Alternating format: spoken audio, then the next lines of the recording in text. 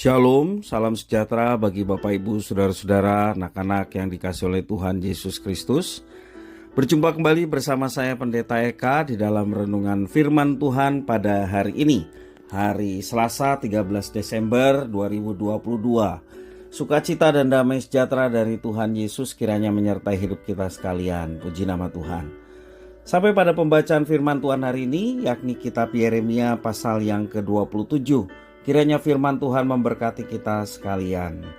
Sebelum kita akan merenungkan bagian firman Tuhan hari ini, kita akan berdoa bersama. Tuhan Bapa di surga, di dalam Yesus Kristus, mengucap syukur atas kasih setia Tuhan, berkat yang telah Engkau berikan kepada kami. Biarlah semua itu menjadi kami semakin mengenal pribadi Tuhan, dan pengenalan akan Tuhan membawa kami hidup dalam ketaatan. Karena itu kami mau terus memperdengarkan hati pikiran kami akan kebenaran firman Tuhan.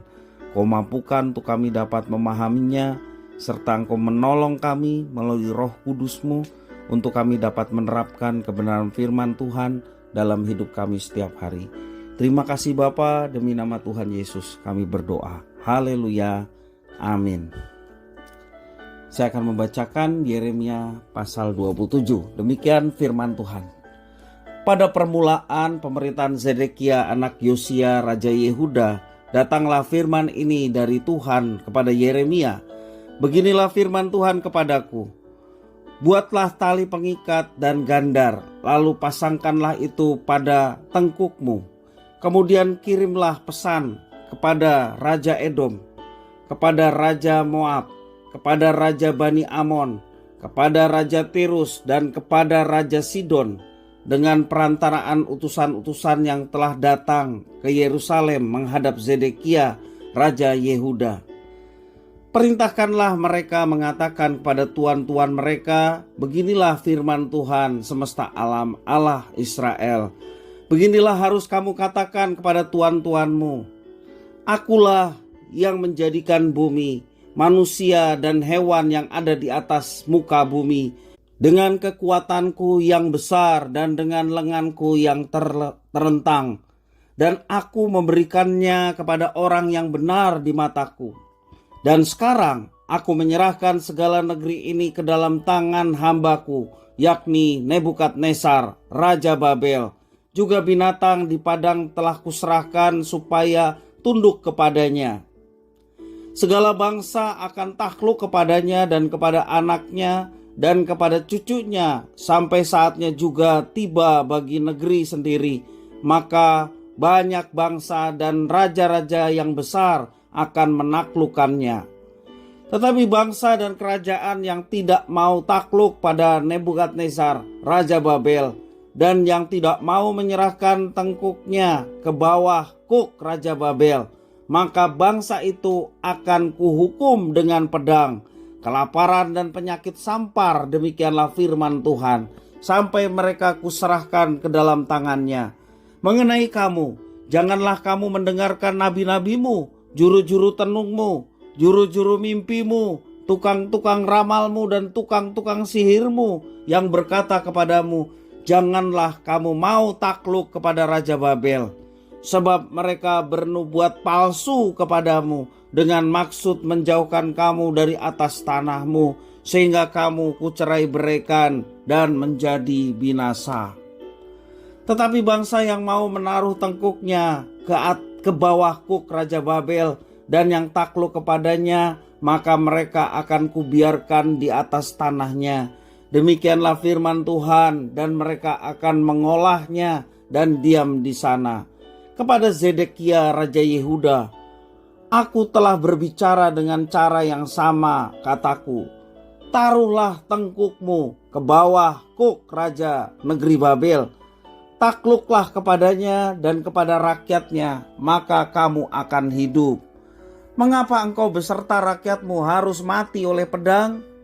Kelaparan dan penyakit sampar seperti yang difirmankan Tuhan tentang bangsa yang tidak mau takluk kepada Raja Babel itu.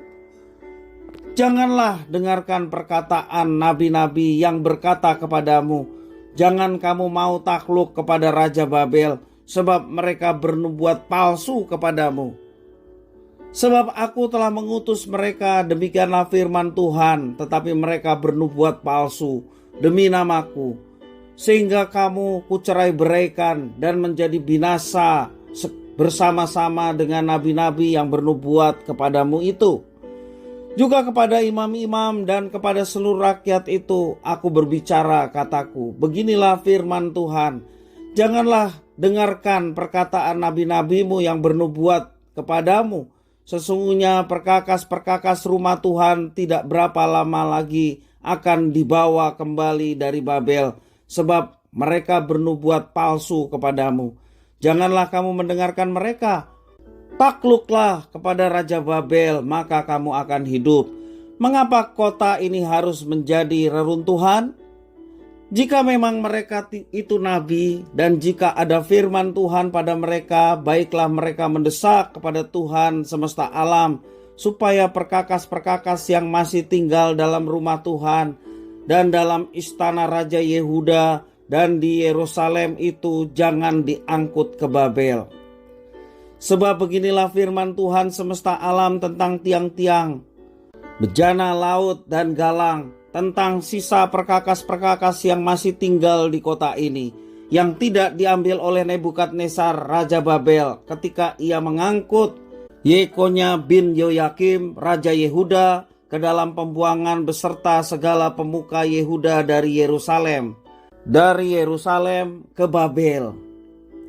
Sungguh beginilah firman Tuhan semesta alam, Allah Israel, tentang perkakas-perkakas yang masih tinggal itu di rumah Tuhan dan di istana Raja Yehuda dan di Yerusalem. Semuanya akan diangkut ke Babel dan akan tinggal di sana sampai kepada hari aku memperhatikannya lagi. Demikianlah firman Tuhan, lalu membawanya kembali ke tempat ini. Bapak, Ibu, saudara-saudara yang dikasihi oleh Tuhan, apa dasar dari harapan yang dimiliki seseorang? Pengharapan membutuhkan kepastian sebagai landasannya, sehingga itu tidak menjadi harapan yang semu atau menjadi harapan yang palsu. Nabi Yeremia dipanggil oleh Tuhan untuk mewartakan betapa semua pengharapan dari Yehuda, juga raja-rajanya, juga bangsa-bangsa yang ada di sekitar yang menjadi sekutu Yehuda, semuanya itu adalah harapan yang palsu. Mereka bersatu untuk melawan penindas mereka. Tetapi akankah mereka memperhatikan suara dari Nabi Allah? Tuhan memerintahkan Yeremia untuk mewartakan peringatan kepada raja-raja dari beberapa kerajaan yang datang menemui Raja Yehuda, yakni Zedekia, yang hendak bersekongkol demi melawan kerajaan Babilonia, yang rajanya adalah Nebukadnezar. Namun para raja itu dan juga Raja Yehuda memilih untuk mengabaikan nubuat dari Yeremia. Itulah pilihan mereka. Nabi Yeremia menunjukkan betapa berbahayanya tindakan meletakkan pengharapan bukan kepada Tuhan Allah. Ketika pengharapan diletakkan kepada sesuatu atau seseorang yang selain Allah, maka pengharapan itu tidak akan memiliki landasan yang kuat. Hanya Tuhan yang layak menjadi landasan pengharapan karena Ia mengetahui apa yang akan terjadi baik di masa lalu, baik masa sekarang, bahkan di masa yang akan datang. Kemahatauan Tuhan membuat Tuhan mengenali jalan sejarah hidup manusia. Tuhan memperingatkan orang percaya untuk tidak mendengarkan nubuat yang palsu. Dalam ayat yang ke-16, ayat 18, Tuhan memperingatkan demikian. Ketika umat memilih untuk mendengarkan para nabi palsu, mereka akan mengalami akibat dari pengharapan palsu yang mereka yakini, yakni kegetiran dan kepahitan kehidupan. Hal yang bisa kita uraikan sebagai kesulitan hidup. Ketika kesulitan itu menimpa, mereka tidak akan dapat melarikan diri dari realitas yang mencekam mereka. Pada saat itulah mereka akan berpikir, seandainya saja kami mau memperhatikan seruan Nabi Allah. Bapak, Ibu, saudara-saudara yang dikasihi Tuhan, manusia kita semua diciptakan oleh Tuhan dan dipanggil untuk melayani Tuhan dengan cara mengenali kebenaran darinya. Di sini kita perlu waspada dan jeli dalam memilah jalan hidup yang hendak kita pilih. Sungguh lebih baik untuk hidup dalam pengenalan akan Tuhan Allah yang sejati, serta memperhatikan panggilan dan peringatan-peringatannya yang tertulis dalam kitab suci. Jangan kita abaikan peringatan-peringatannya. Jangan kita abaikan tegurannya. Sebab teguran dan peringatan mewujudkan kasih sayang Tuhan kepada kita. Dikatakan kitab suci, karena engkau kukasihi maka ku tegur dan kuhajar. Bentuk kasih sayang Tuhan dalam bentuk teguran. Ketika kita ditegur oleh firman Tuhan, bersyukurlah atas semua yang boleh dinyatakan sehingga kita tidak menyimpang dari jalannya. Jangan kita berjalan menurut kemauan kita sendiri, atau kita merasa bahwa kita sudah cukup pandai sehingga bisa menentukan yang terbaik dalam kehidupan kita. Kalau Tuhan taruh kepandaian atau hikmat pada kita, mari kita sinkronkan hikmat dan kepandaian yang dimiliki oleh kita. Apakah itu sesuai dengan kehendak Tuhan atau tidak?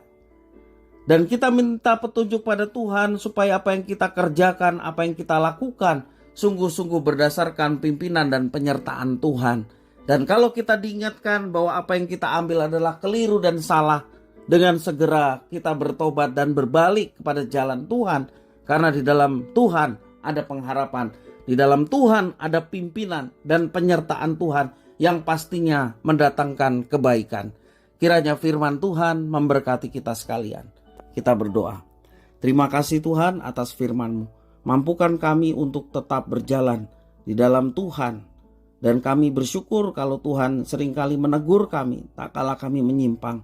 Dan biarlah teguran dari Tuhan membuat kami berbalik kepada Tuhan dan kembali mengikut Tuhan dengan setia. Terima kasih Bapa atas firman-Mu. Demi nama Tuhan Yesus kami berdoa. Haleluya. Amin.